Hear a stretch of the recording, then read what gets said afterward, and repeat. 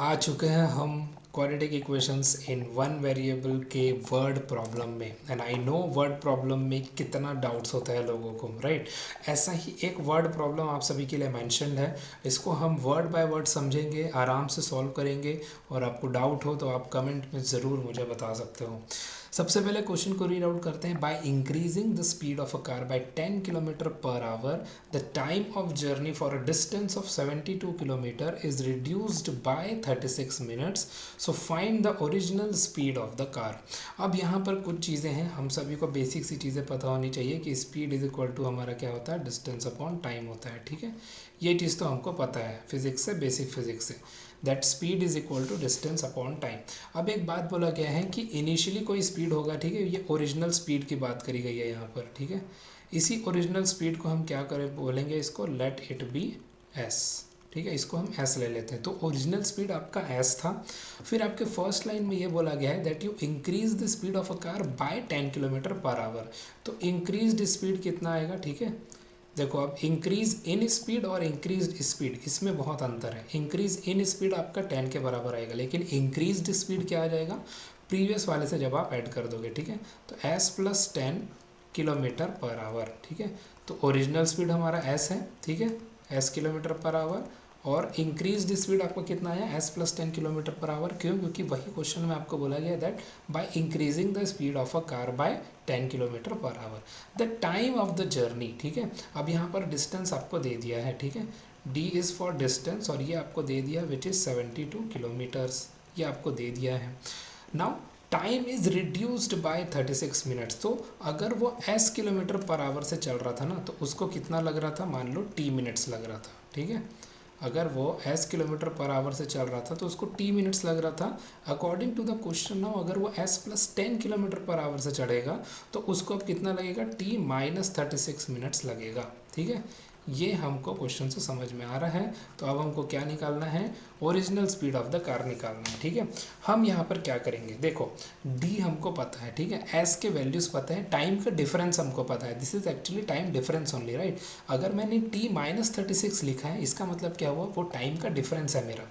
Time का difference अगर पता है तो हम इस इक्वेशन को, जो इक्वेशन हमने यहाँ पर लिखा है, राइट, इसको मॉडिफाई कर लेंगे। कैसे मॉडिफाई करेंगे, t is equal to D upon s आ जाएगा। आई होप आप सभी को ये पॉइंट क्लियर है। ठीक है, t is equal to D upon S आया। ओके, अब इसके आगे कैसे प्रोसीड करेंगे, तो उसके लिए मैं थोड़ा सा कलर चेंज कर लेता हूँ। ओके, चलो अब आप यहाँ पर देखो कि how we are going to proceed next. Time का डिफरेंस मुझे दी1 है, ठीक है, चलो मान लेते हैं final time t2 minus t1 किसके बराबर होगा, तो डिस्टेंस तो हमारा सेम है, राइट, डिस्टेंस हमारा सेम है। एक ओरिजिनल आएगा, ठीक है, और एक आपका आएगा स्पीड बढ़ने के बाद। देखो अगर ये वाला वैल्यू बड़ा हो रहा है, राइट, अगर s प्लस 10 तो ऑब्वियसली बड़ा हो रहा है, तो ये डिनोमिनेटर बड़ा हो रहा है, d हमारा सेम है, अगर ये डिनोमिनेटर बड़ा हो रहा है तो ये ओवरऑल वैल्यू आपका छोटा हो जाएगा। तो इससे आप डिटरमाइन कर सकते हो कि माइनस के बाद क्या आएगा। ठीक है, अब हम क्या करते हैं, देखो अब एक चीज़ और सबसे ज़्यादा इंपॉर्टेंट है कि आपके इक्वेशन में जो यूनिट है वो थ्रू आउट कॉन्स्टेंट होना चाहिए। ठीक है, अगर इक्वेशन में आपका जो यूनिट है वो थ्रू आउट आपका कॉन्स्टेंट होना चाहिए। ऑलराइट, इक्वेशन में जो यूनिट है वो थ्रू आउट कॉन्स्टेंट होना चाहिए।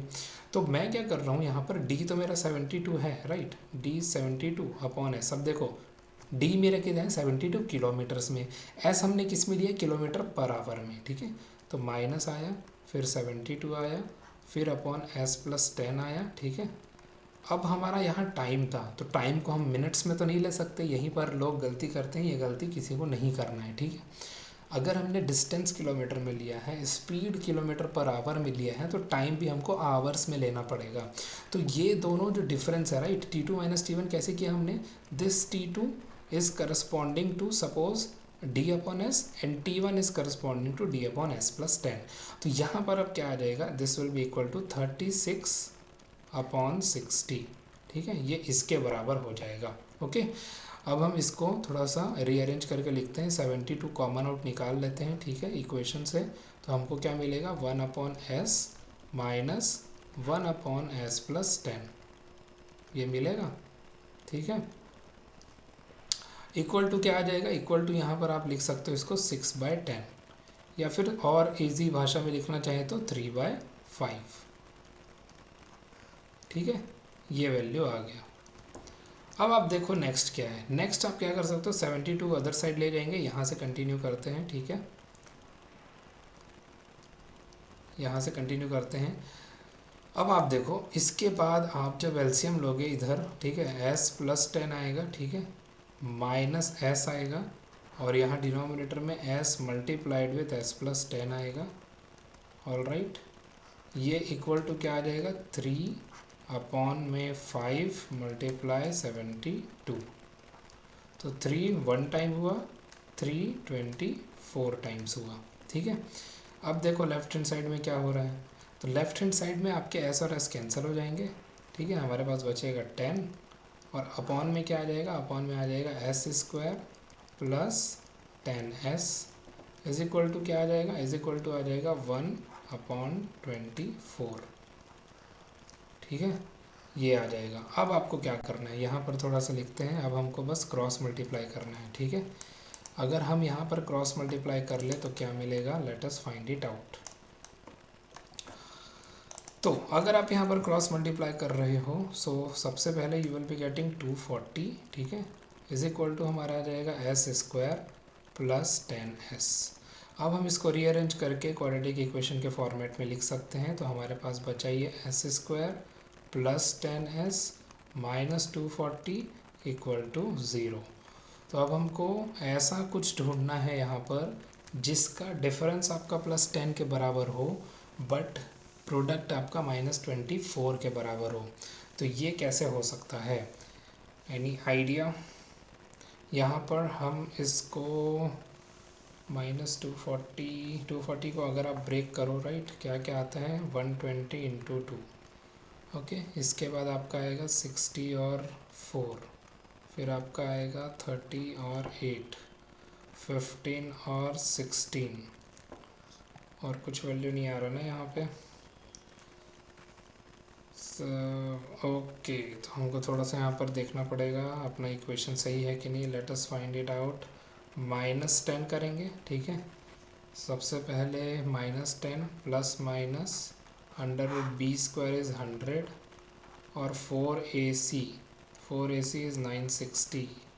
तो यहाँ पर परफेक्ट नहीं आ रहा, विच मीन्स हमारा कैलकुलेशन कहीं ना कहीं कुछ गलत है।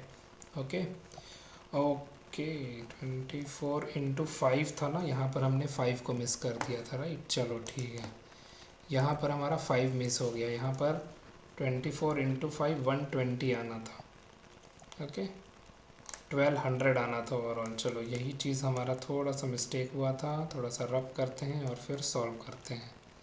ऑल राइट,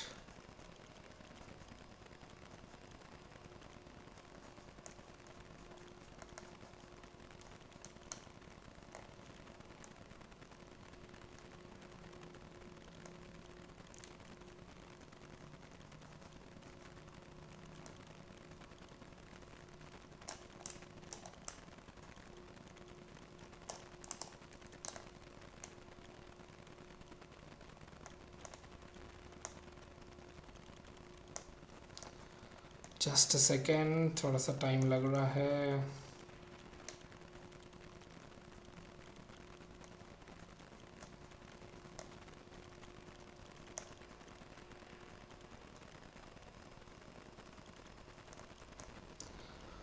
ओके तो यहाँ पर 24 इंटू 5 था हमारा। ऑल राइट,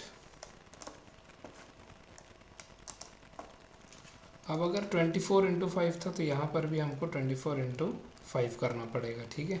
तो बेसिकली ये जो आएगा हमारा, it will be equal to s square, ठीक है, s square plus 10s is on one side and then minus हमारा एक्चुअली 1200 आ जाएगा, ओके, इक्वल टू 0, ये आएगा। अब यहाँ पर हम -40 और +30 कर सकते हैं, नहीं 40 प्लस -30 कर सकते हैं, ओके। तो ये बेसिकली आपका बनेगा, just a second, s square आएगा, okay, s square plus 40s minus 30s minus 1200 equal to 0, ठीक है।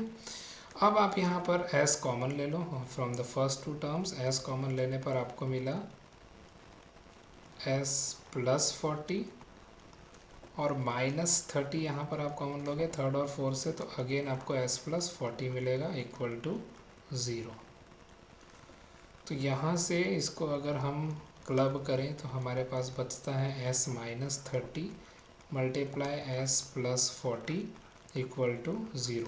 सो जो s का वैल्यू यहाँ पर आ रहा है, it's coming out to be what, it's coming out to be या तो +30 होगा या -40 होगा। अब we already know from here क्या कि जो स्पीड होता है हमारा वो नेगेटिव नहीं हो सकता। Okay, it can not be negative.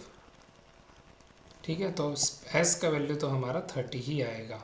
ठीक है, s value is 30 kilometre per our. ठीक है, तो original speed of the car जो हमको निकालना था उसका वैल्यू यहाँ पर आप देख सकते हो 30 किलोमीटर पर आवर आ रहा है। अब आपको अगर चेक करना है तो you can check it also कि इतना टाइम का डिफरेंस आ रहा है कि नहीं। एक बार आप चेक करो और मुझे कमेंट करके ज़रूर बताओ that whether this thing is feasible और नॉट।